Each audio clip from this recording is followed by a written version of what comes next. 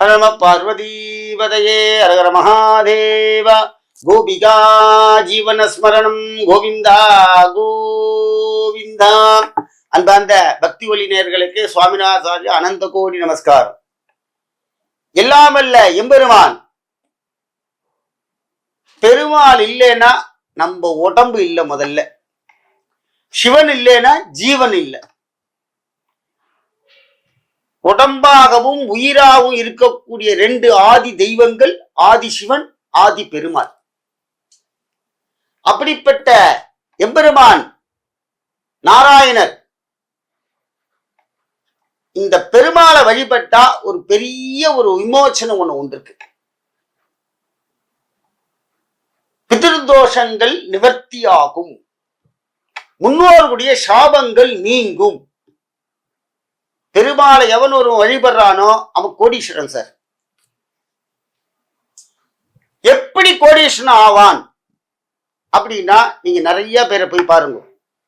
பெருமாளை வழிபட வழிபட பெருமாள் முதல்ல நம் பாத்துல இருக்கக்கூடிய தோஷத்தை தான் நிவர்த்தி பண்ணுவார். அப்புறம் தான் காசு. பெருமாளை வழிபடுறோம் பாருங்க, மன நிம்மதியா இருப்பான். சாப்பாட்டுக்கு பஞ்சம் இல்லை சார் அப்படிமா. கடன் வாங்கினா கூட அந்த கடனை வேற ஒரு மூலியமா அடைச்சிருவான். அவனுக்கு பெருமாள் பக்கத்துல போயிட்டே இருப்பார். ஏன் அப்படின்னா பெருமாள் பக்த வஸ்தலர். பக்தர்களை பார்த்துட்டா போதும் ஆனந்த கோலாகலமா ஆயிடுவார். பாண்டுரங்கர் என்ன பண்றார் அப்படின்னா பக்தனாவே வரார், பக்தர்களுடைய பக்தனா இருப்பார். அப்படிப்பட்ட பெருமாளை ஆத்துல வழிபடணும். ரெண்டு விதமா வழிபடலாம். ஒன்னும் ஆத்துல பெருமாளை போட்டோல வச்சு வழிபடலாம். இரண்டாவது ஜோதிஸ்வரூபமாக சுவாமியை வழக்கிலேயே பார்க்கலாம். பெருமாள் ஜோதிஸ்வரூபர், ஜோதியாக பார்க்கலாம். அவரை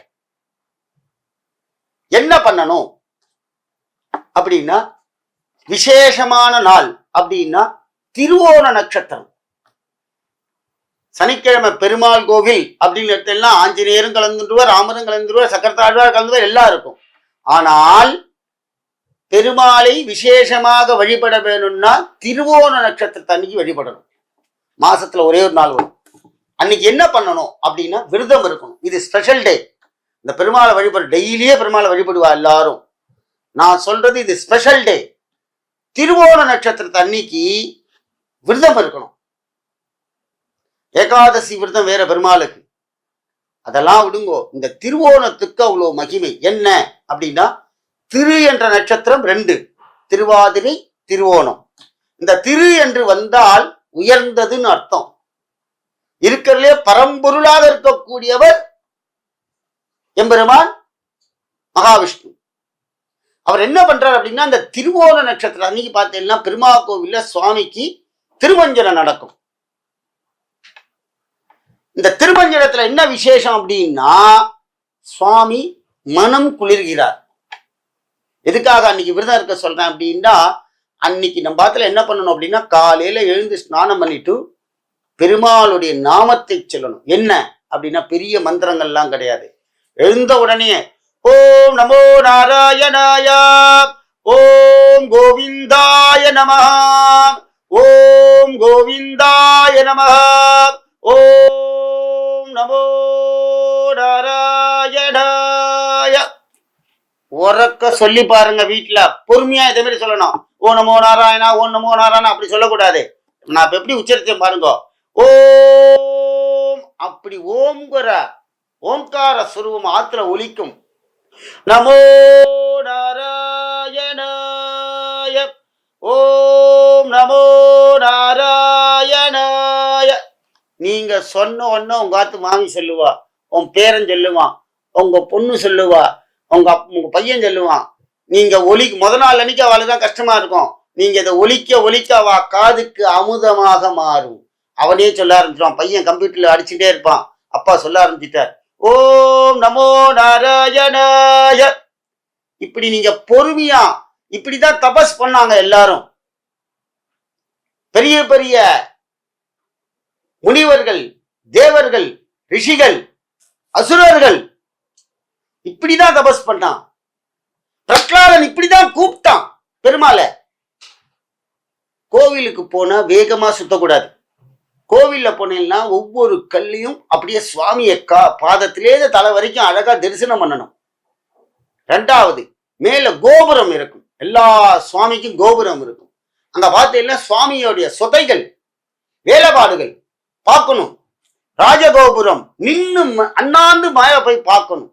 சுவாமியுடைய வர்ணங்கள் அப்படி செதுக்கி வச்சிருப்பா அழகா. நமக்கு தெரியாததெல்லாம் கோபுரத்துல இருக்கும். யாராவது பெரிய ராஜகோபுரத்தை நின்று பார்த்துருக்கோமா? இல்ல. எவ்வளோ பொம்மைகள்லாம் இருக்கும். நீங்க மயிலாப்பூர் கபாலி கோயில போய் நின்று பார்த்தீங்கன்னா கோபுரத்தை அப்படி சுத்தி பார்த்தீங்கன்னா அவ்வளோ பொம்மைகள் இருக்கும். எந்த பொம்மை எத்தனாவதுன்னு உங்களுக்கு உங்க பேரனுக்கு சொல்ல தெரியாது உங்களுக்கு. ஆனா நீங்க டெய்லி தரிசனம் பண்றீங்க. சுவாமியை ரசிக்கணும். அதே போல இந்த நாராயண மந்திரத்தை உணர்வுபூர்வமாக டெய்லி சொல்லுங்கள். உங்களுக்கு ஒரு சக்தி வரும். அந்த மந்திரத்தினுடைய வைப்ரிகேஷன் உங்களுக்கு வந்த வண்ணம் உங்க ஆத்துக்கு வரும். உங்க ஆத்துல இருக்க அத்தனை பேரும் சொல்லுவா, பார்த்தேன்னா உங்க ஆத்துல மங்களகரமா இருக்கும். பக்கத்தாத்துல சொல்லுவா, ஆத்துல ஒரு சத்தமே கேட்கல, இந்த நாராயண மந்திர சத்தம் மட்டும்தான் கேட்கும். அவ மாமா சண்டை போடுறாளா, மாமி சண்டை போடுறாளா, இல்ல குழந்தைகள் அடிச்சுக்குதா, எதுவுமே இல்லை. நேற்றுக்கு தான் வாடகைக்கு வந்தா, இந்த ஒரு வருஷம் அது அவ கார் வாங்கிட்டா, வீடு வாங்கிட்டா, ஆனா அவ இருக்கிறதே தெரியல. என்ன தெரியுமா? சுவாமியோட இருக்காவா, சுவாமி அவளோட இருக்க. அதனால பெருமாளை வழிபட வேண்டும். திருவோண நட்சத்திரத்துல விரதம் இருக்கும். எதுக்காக அப்படின்னா, திருவோண நட்சத்திரத்துல விரதம் இருந்தால் வைகுண்ட பதவி உண்டு. சுவாமி நான் ஏகாதசி இருக்கேன் எனக்கு கிடையாதா, நான் சனிக்கிழமை இருக்கேன் எனக்கு கிடையாதா அப்படின்னா தாராளமா எல்லாருக்கும் சுவாமி கொடுப்பார். ஆனா அந்த திருவோண நட்சத்திரம் இருக்கு பார்த்தீங்களா, ரொம்ப விசேஷம். நமக்கு பிறந்த நாள் எப்ப கொண்டாடுறோம்?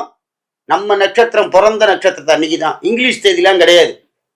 நம்ம எப்ப பிறந்தோம் அப்படின்னா, இப்ப நீங்க பங்குனி மாசம் ரேவதி நட்சத்திரம் பிறந்தேன்னா பங்குனி மாசம் வரக்கூடிய ரேவதி நட்சத்திரம் தான் உங்களுக்கு பிறந்த நாள்.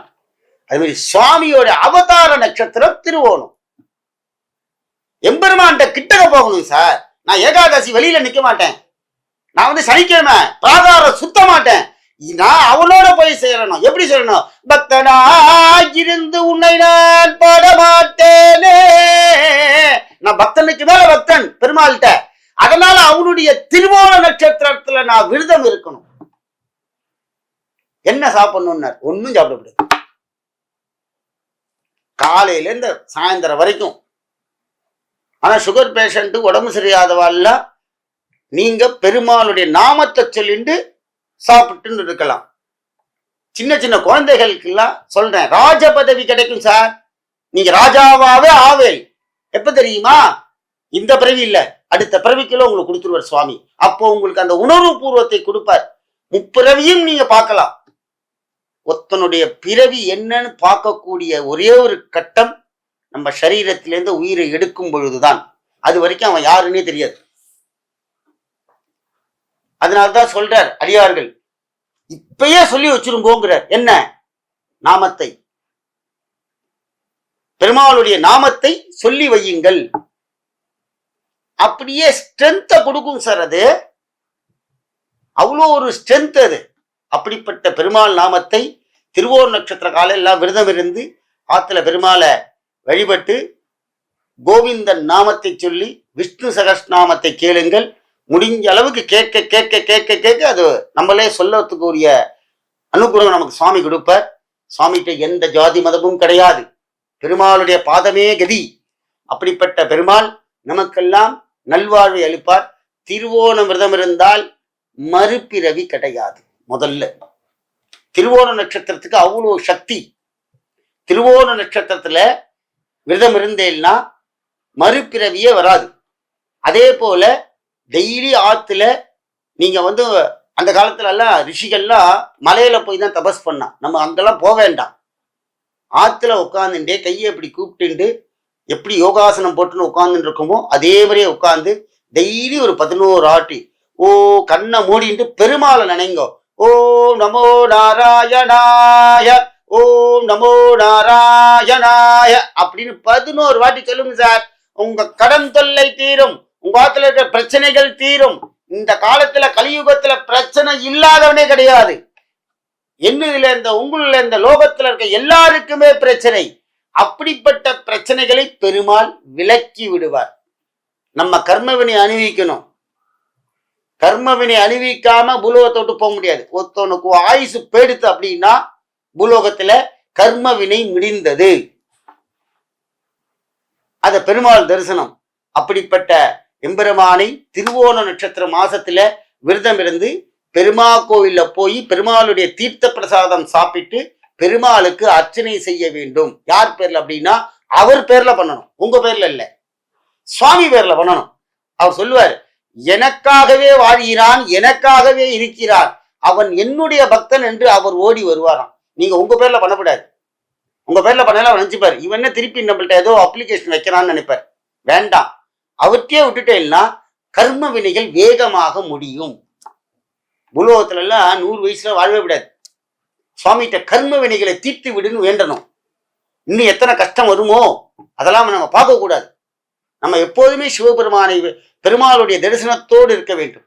அப்படிப்பட்ட எம்பெருமானை எல்லோரும் திருவோண நட்சத்திரம் ஏகாதசி சனிக்கிழமெல்லாம் விரதம் இருக்கிறவா விரதம் இருந்து எம்பெருமானுடைய நாமத்தை சொல்லுங்கள். அதுதான் உங்களுக்கு சக்தி, அதுதான் உங்களுக்கு கோடி ரூபாய்க்கு சமானம், அதுதான் ஜீவன். நம்ம உடலை விட்டு உயிர் போகும் பொழுது அந்த நாமம் நம் காதிலே ஒலித்து கொண்டே வரும்.